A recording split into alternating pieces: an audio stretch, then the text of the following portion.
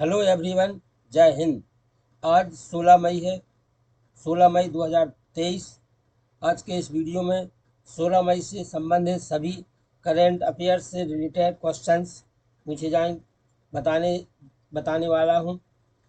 आप सभी वीडियो को बिल्कुल भी स्किप मत करना। वीडियो का हर पार्ट ध्यानपूर्वक देखना, क्योंकि इसके जो क्वेश्चंस होंगे वो आपको विभिन्न प्रकार की परीक्षा में भी पूछे जाते हैं।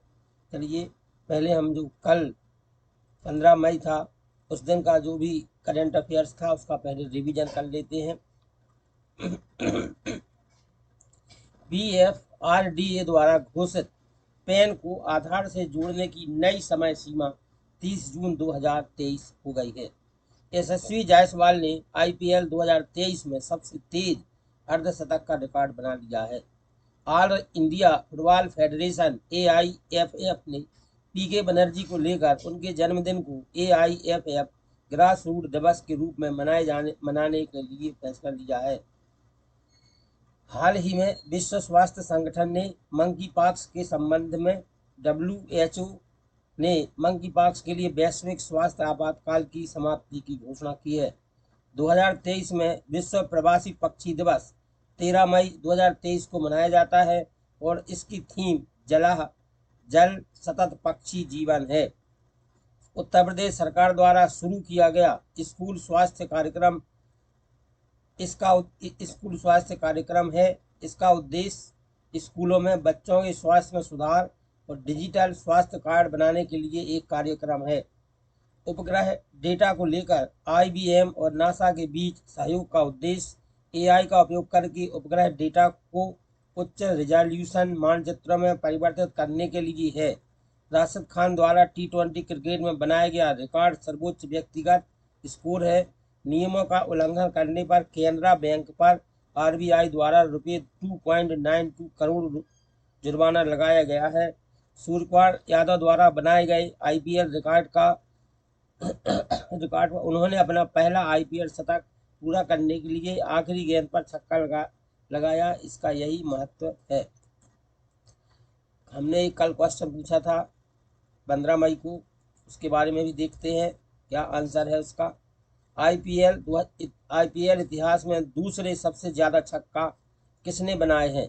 क्रिस गेल ने, AB डिविलियर्स ने, रोहित शर्मा ने, विराट कोहली ने। सही आंसर है रोहित शर्मा ने।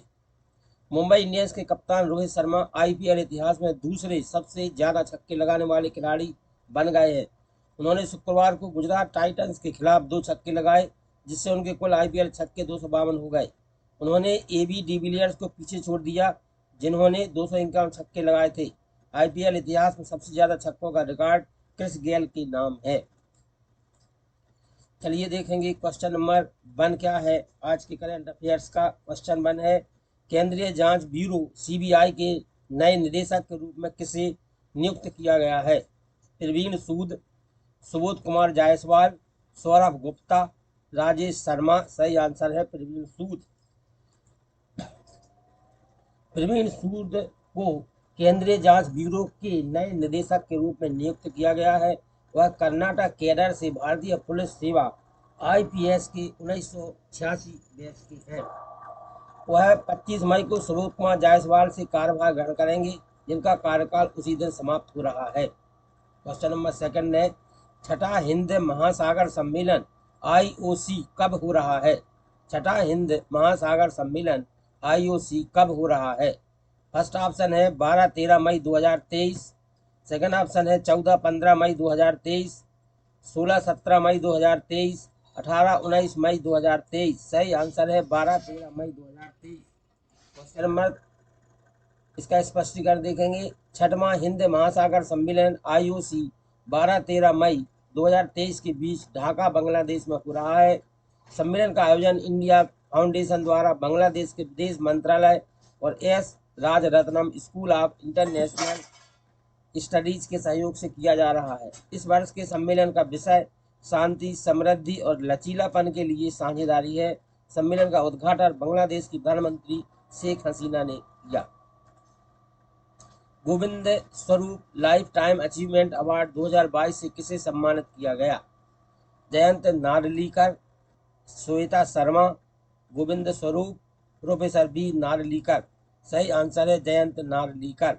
Govind Swarup life time achievement award 2022 से जयंत नारलीकर को सम्मानित किया गया है। प्रसिद्ध खगोल वैज्ञानिक और inter university centre for astronomy and astrophysics IUCAA के संस्थापक निदेशक जयंत बी नार्लिकर को astronomical society of India ISI द्वारा Govind Swarup life time achievement award से सम्मानित किया गया।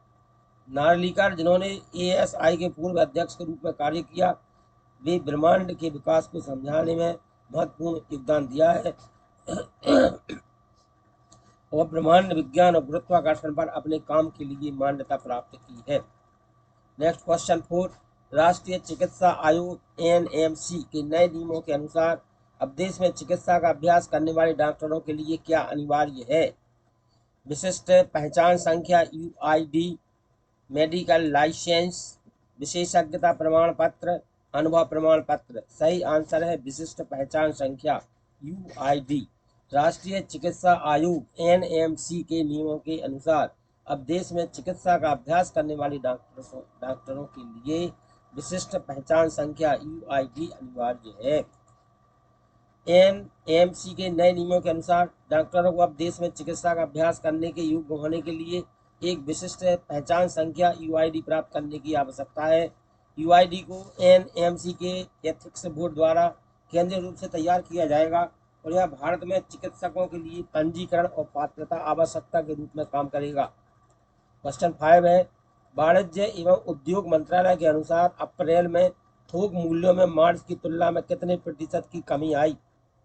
फर्स्ट ऑप्शन है -0.92%, सेकेंड ऑप्शन है 1.34%, नेक्स्ट है 0.2%, 0.0%। सही आंसर है -0.92%। वाणिज्य और उद्योग मंत्रालय ने बताया कि थोक मूल्य सूचकांक WPI पर आधारित थोक मूल्य अप्रैल में 0.92% कम हुआ, जबकि मार्च में यह 1.34% था। यह गिरावट रॉयटर्स पोल द्वारा अनुमानित 0.2% की कमी से अधिक थी। मार्च 2023 की तुलना में अप्रैल 2023 के लिए WPI में महीने दर माह भिन्नता में कोई बदलाव नहीं हुआ, शेष 0.0% रहा। क्वेश्चन 6, भारत के विदेशी मुद्रा भंडार का वर्तमान स्तर क्या है? भारत के विदेशी मुद्रा भंडार का वर्तमान स्तर क्या है? फर्स्ट है 4.532 ट्रिलियन डॉलर, सेकंड है 6.536 ट्रिलियन डॉलर, नेक्स्ट है 595.976 बिलियन डॉलर, नेक्स्ट है 526.021 बिलियन डॉलर। सही आंसर है 595.976 बिलियन डॉलर। 5 मई 2023 को सप्ताह के अंत तक भारत का विदेशी मुद्रा भंडार 595.976 बिलियन डॉलर तक पहुंच गया, जो पिछले 11 महीनों का उच्च स्तर है। पिछले हफ्ते इसमें 4.532 अरब डॉलर की वृद्धि हुई है। सप्ताह के दौरान विदेशी मुद्रा आस्तियां FCA भी बढ़कर 526.021 अरब डॉलर हो गई। क्वेश्चन 7, विदेशी मुद्रा भंडार शब्द का क्या अर्थ है? विदेशी मुद्रा भंडार शब्द का क्या अर्थ है? किसी देश के केंद्रीय बैंक द्वारा धारित सभी विदेशी मुद्राओं का कुल मूल्य, वह राशि जो किसी देश पर विदेशी लेनदारों का बकाया है, किसी देश के निर्यात और आयात का कुल मूल्य, अंतर्राष्ट्रीय व्यापार गतिविधियों से उत्पन्न राजस्व। सही आंसर है किसी देश के केंद्रीय बैंक द्वारा धारित सभी विदेशी मुद्राओं का कुल मूल्य। विदेशी मुद्रा भंडार शब्द का अर्थ है किसी देश के केंद्रीय बैंक द्वारा धारित सभी विदेशी मुद्राओं का कुल मूल्य। विदेशी मुद्रा भंडार किसी देश के केंद्रीय बैंक द्वारा धारित सभी विदेशी मुद्राओं के कुल मूल्य का प्रतिनिधित्व करता है। ये भंडार घरेलू मुद्रा को स्थिर करने, अंतर्राष्ट्रीय व्यापार को सुविधाजनक बनाने और निवेशकों और लेनदारों को विश्वास प्रदान करने के लिए एक गद्दी के रूप में काम करते हैं। क्वेश्चन 8, RBI बैंकों से जुलाई तक क्या करने की उम्मीद कर रहा है? क्वेश्चन 1 है, ऑप्शन 1 है लिबोर के बजाय एक वैकल्पिक संदर्भ दर अपनाएं। लंदन इंटरबैंक की पेशकश की दर लिबोर पर उनकी निर्भरता बढ़ाएं। अपने वित्तीय लेन देन के लिए लिबोर का उपयोग करना जारी रखें। एक नई वित्तीय रिपोर्टिंग प्रणाली लागू करें। सही आंसर है लिबोर के बजाय एक वैकल्पिक संदर्भ दर को अपनाएं। आरबीआई बैंकों से जुलाई तक लिबोर के बजाय एक वैकल्पिक संदर्भ दर को बनाए रखने की उम्मीद कर रहा है।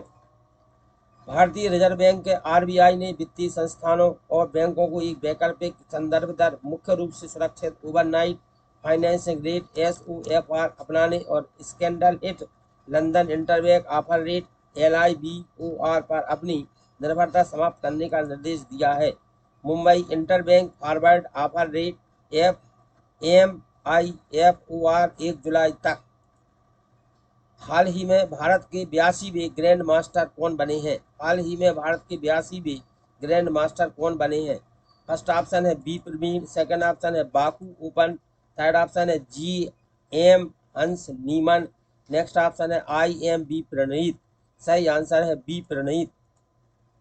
तेलंगाना के 15 वर्षीय शतरंज खिलाड़ी बी प्रणीत ने हाल ही में ग्रैंड मास्टर खिताब हासिल कर भारत के 82वें ग्रैंड मास्टर बन गए हैं। उन्होंने संयुक्त राज्य अमेरिका के GM हंस नीमन को हराकर बाकू ओपन 2023 के अंतिम दौर के दौरान यह उपलब्धि हासिल की। इस जीत ने उन्हें 2500 विशेष रूप से 2500.5 की रेटिंग को पार करने में मदद की, जिससे ग्रैंड मास्टर का खिताब हासिल किया। Question number 10, data governance quality index पर सर्वेक्षण रिपोर्ट के अनुसार किस मंत्रालय या विभाग ने 66 मंत्रालयों में दूसरा स्थान हासिल किया? फर्स्ट है जहाजरानी और परिवहन मंत्रालय, सेकंड ऑप्शन है बंदरगाह, नौवहन और जलमार्ग मंत्रालय, थर्ड ऑप्शन है सड़क परिवहन और राजमार्ग मंत्रालय, नेक्स्ट ऑप्शन है रेल मंत्रालय। सही आंसर है बंदरगाह, नौवहन और जलमार्ग मंत्रालय। डेटा गवर्नेंस क्वालिटी इंडेक्स पर सर्वेक्षण रिपोर्ट के अनुसार बंदरगाह, नौवहन और जलमार्ग मंत्रालय ने 66 मंत्रालयों में दूसरा स्थान हासिल किया। बंदरगाह, नौवहन और जलमार्ग मंत्रालय MOPSW ने दिसंबर में किए गए आकलन के आधार पर FY23 की तीसरी तिमाही Q3 के लिए data governance quality index DGQI पर सर्वेक्षण रिपोर्ट में 66 मंत्रालयों के बीच दूसरा स्थान हासिल किया। मंत्रालय ने 5 में से 4.7 अंक प्राप्त किए, जो डेटा गवर्नेंस में उत्कृष्टता के प्रति उनकी प्रतिबद्धता को दर्शाता है। ये थे आज के क्वेश्चंस। अब हम आपसे एक क्वेश्चन पूछ रहे हैं, जिसका उत्तर आपको कमेंट बॉक्स में लिखना है। रिपोर्ट के अनुसार थोक मूल्यों में गिरावट के मुख्य कारक क्या थे? कच्चा तेल, ऊर्जा, गैर खाद्य पदार्थ और खाद्य उत्पाद, प्राथमिक लेख और मुद्रास्फीति की दर, थोक मूल्य सूचकांक और विनिर्माण क्षेत्र, वाणिज्य और उद्योग नीतियां। तो इनके जो आंसर है वो आप सभी को कमेंट बॉक्स में लिखना है। ये थे आज के 16 मई 2023 के करेंट अफेयर से संबंधित जो भी महत्वपूर्ण इम्पोर्टेंट क्वेश्चंस थे।